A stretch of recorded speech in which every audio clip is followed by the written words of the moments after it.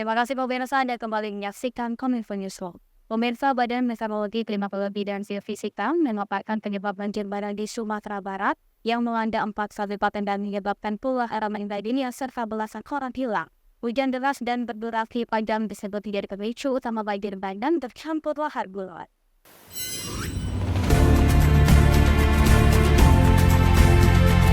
Kepala Badan Meteorologi, Klimatologi, dan Geofisika Dwi Korita Karnawati dalam konferensi pers daring yang digelar pada Minggu malam mengatakan telah memberikan peringatan dini cuaca di Sumbar pada 8 Mei 2024. Peringatan dini tersebut yakni adanya potensi curah hujan dengan intensitas sedang hingga lebat di wilayah tersebut. Wilayah Sumatera Barat masih berpotensi diguyur hujan intensitas sedang hingga lebat sampai hari Senin 13 Mei 2024. Cuaca buruk tersebut disinyalir akibat pengaruh sirkulasi siklonik di Samudra Hindia.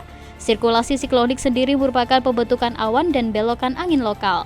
Potensi hujan akan melemah pada 14 Mei 2024, namun akan kembali meningkat pada periode 15 hingga 17 Mei di luar sirkulasi siklonik tersebut.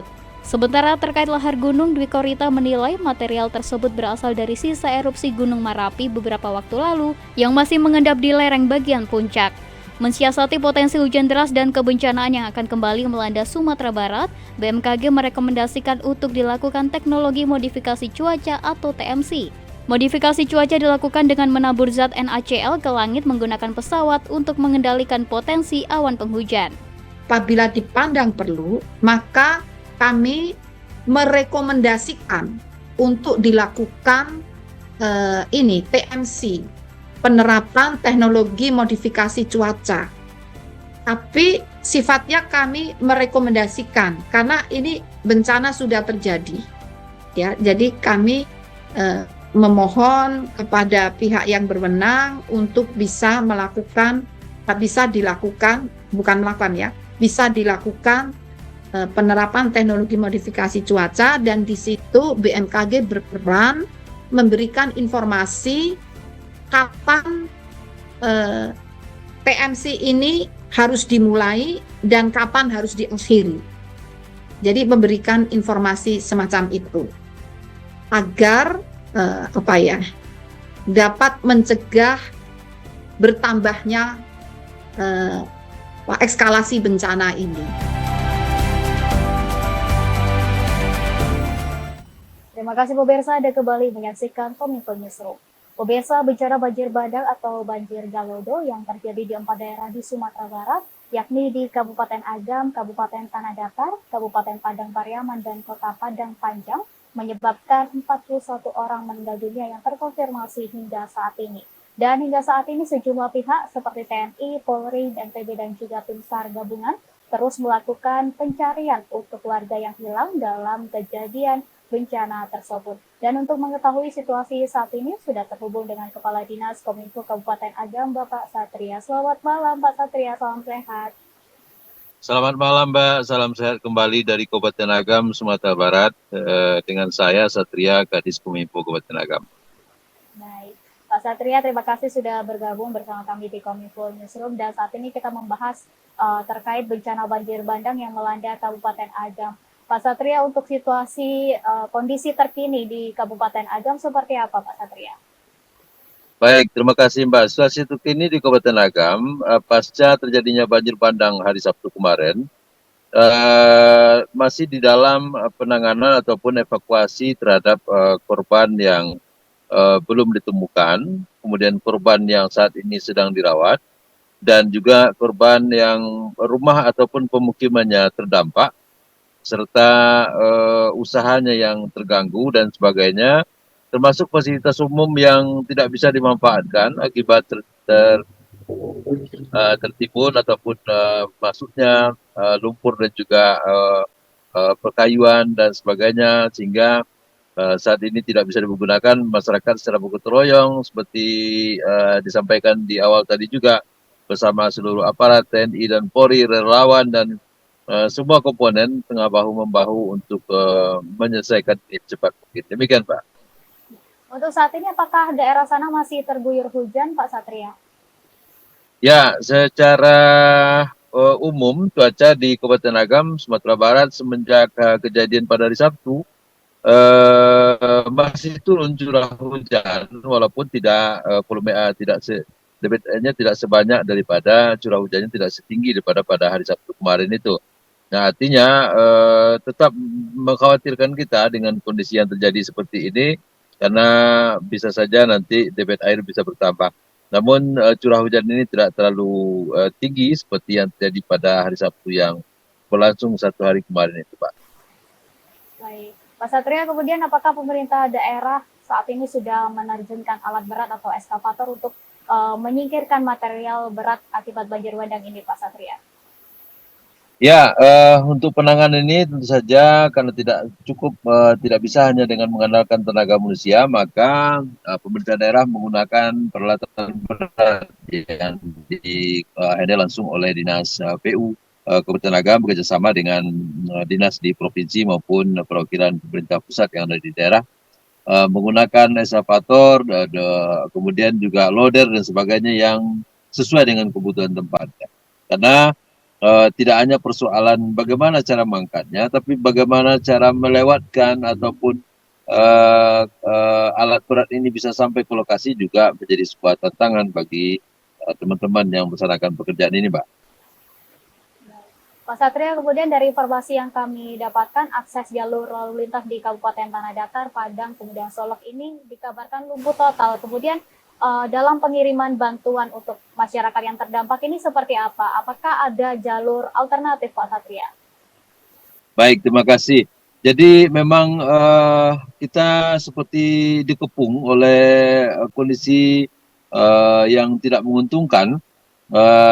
Sama halnya dengan Kabupaten Agam, di daerah tetangga kami Kabupaten Tanah Datar dan juga Kota Padang Panjang mengalami hal yang sama, terutama akibat putusnya jalan negara antara Padang menuju Bukit Tinggi ya, karena untuk mengakses lokasi kita ini dari ibu kota provinsi memang melewati jalur yang kita sebutkan tadi, jadi di Lembah Anai di Kabupaten Padang Pariaman dan juga di Kota Padang Panjang serta Kabupaten Tanah Datar.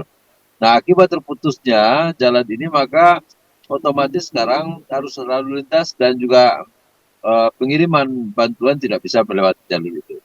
Namun pemerintah Sumatera Barat umumnya dan Kabupaten Agam khususnya selama ini sudah menyediakan jalur alternatif yang sangat representatif yang dinamakan dengan jalur si cincin Malala. Malala ini juga berada di Kabupaten Agam dan memang kemarin ada sedikit persoalan ya karena di jalur Malala ini agak di beberapa titik agak rentan juga dengan longsor gitu ya.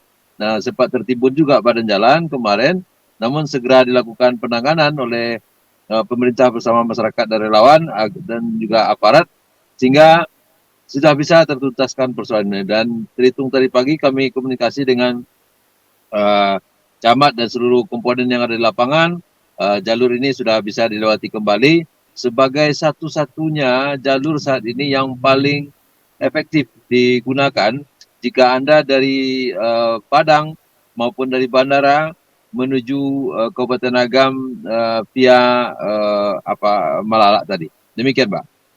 Baik, berarti dari pemerintah sendiri juga sudah menyiapkan jalur alternatif begitu ya Pak untuk pengiriman bantuan logistik untuk masyarakat yang terdampak. Kemudian Pak Satria, bantuan yang sangat diperlukan oleh masyarakat terdampak di sana itu dalam bentuk apa Pak Satria? Ya, saat ini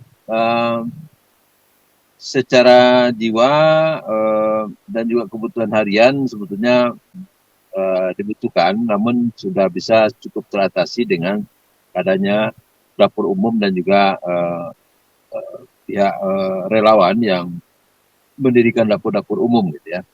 Nah, mungkin yang paling berat yang sangat dibutuhkan, yang artinya pemerintah daerah akan sangat bekerja keras dan membutuhkan dukungan semua pihak dalam rangka membangun kembali perumahan masyarakat yang terdampak bencana ini, kemudian tentu saja jika tidak memungkinkan dibangun di lokasi yang ada, tentu dipikirkan juga relokasinya kemana yang tentu saja yang aman, yang bisa ditempati. Karena di pinggir bantaran sungai itu dikhawatirkan bisa akan terjadi lagi hal yang sama. Gitu. Nah, kemudian yang cukup berat juga yang perlu tangani bersama-sama eh, adalah terkait dengan bagaimana pengurukan terhadap sungai maupun kali yang sudah tidak dalam lagi, sudah dangkal akibat mengendapnya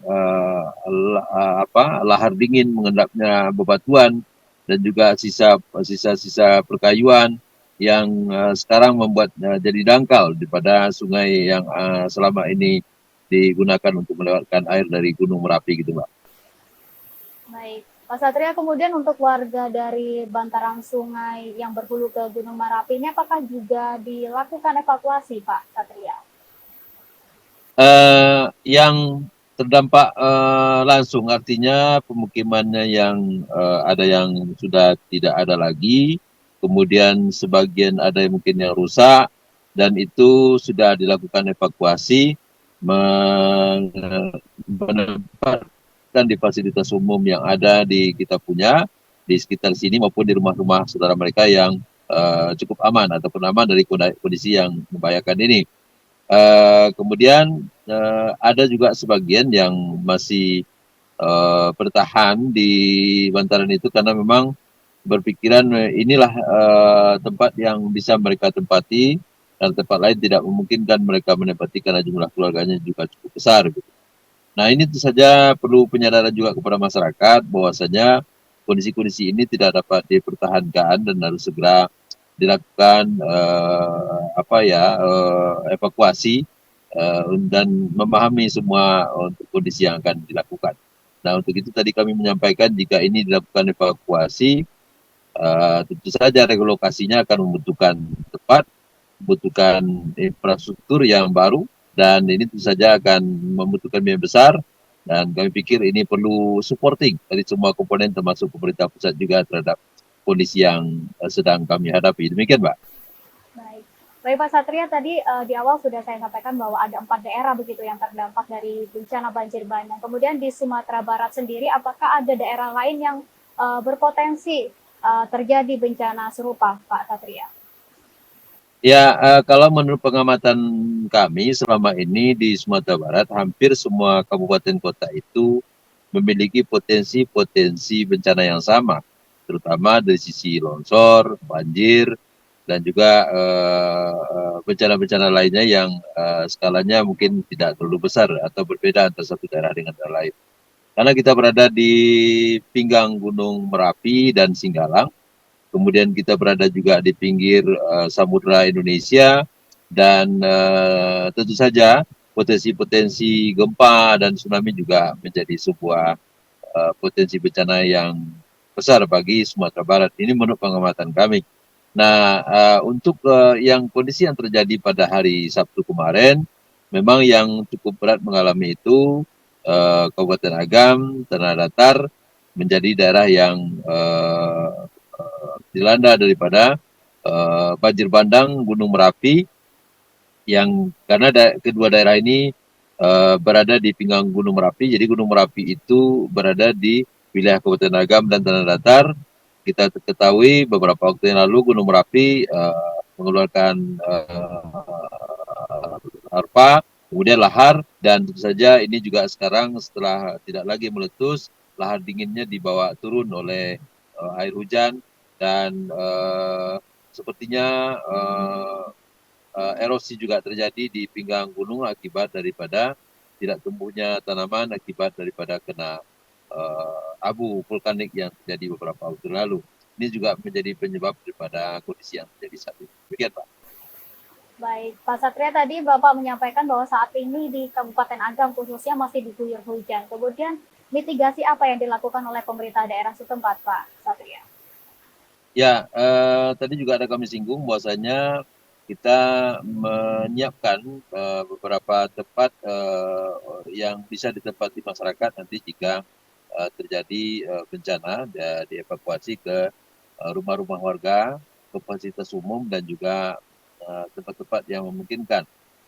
Kemudian hal lain juga yang dilakukan adalah memberikan pemahaman kepada masyarakat untuk hati-hati tidak berada di pinggiran bantaran sungai karena sewaktu-waktu bisa saja air meluap dan banjir bandang kembali terjadi, ini tentu saja akan membahayakan semua orang.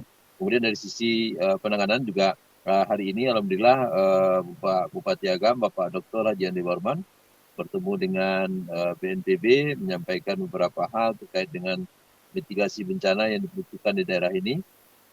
Salah satunya yang juga seperti kami sampaikan tadi, pengurukan sungai ini menjadi sebuah hal yang penting dilakukan saat ini. Tadi pimpinan DPRD Bapak Novi Irwan juga menyampaikan hal yang sama. Ini harus segera dilakukan pengurukan terhadap sungai yang ada sehingga ini akan membantu endapan-endapan yang saat ini ada di sungai bisa diangkat dan memberikan kelancaran bagi air yang melewati. Begitu, Mbak. Baik, berarti pengurukan sungai dan juga selalu waspada begitu dari masyarakat yang bisa dilakukan saat ini untuk memitigasi agar kejadian itu tidak terulang kembali begitu ya Pak Satria. Kemudian terakhir Pak Satria, solusi apa yang bisa ditawarkan oleh pemerintah daerah agar kejadian serupa ini tidak terulang kembali? Ya, tentu kita berbagi peran. Ya. Pemerintah daerah sesuai dengan kewenangannya memberikan kesadaran kepada masyarakat, kemudian menyiapkan tempat-tempat sementara yang memungkinkan bagi masyarakat terutama yang terdampak bencana untuk ditempatkan di tempat-tempat yang aman ya. Kemudian jalur air yang melewati perkampungan ini, jadi sekarang kemarin waktu kejadian itu tidak di bantaran sungai lagi, air ini sudah menjadikan jalan umum ini, jalan raya ini sebagai aliran sungai. Itu merupakan jalan provinsi dan sebagian juga jalan negara. Kami pikir ini menjadi kewenangan juga bagi pemerintah provinsi dan pemerintah pusat untuk segera menanganinya karena sekarang eh, lapisan aspal itu di beberapa titik juga mengelupas dan ini tentu saja juga membahayakan. Kemudian harapan lagi yang kami sampaikan tadi juga mungkin mengulang kembali bagaimana kita menyiapkan infrastruktur bagi masyarakat yang bersedia direlokasi dari bantaran sungai supaya tidak lagi berada di bantaran sungai dan bisa kita berikan tempat yang aman dan nyaman untuk kehidupan mereka. Gitu, Pak. Baik, terima kasih Bapak Satria selaku Kepala Dinas Kominfo Kabupaten Agam. Terima kasih Pak Satria sudah bergabung bersama kami dalam dialog Kominfo Newsroom dan salam sehat Pak Satria. Salam sehat Mbak, terima kasih kembali dari Kabupaten Agam, Sumatera Barat. Mudah-mudahan bencana segera berlalu dan kami dapat mengatasi persoalan ini. Dan ada supporting juga yang diberikan sesuai dengan level kewenangan. Kita ucapkan terima kasih sebelumnya Mbak. Terima kasih Mbak. Ya, terima kasih Pak Satria. Ya. Dan pemirsa, kami akan segera kembali dengan informasi lainnya tetaplah di Kominfo.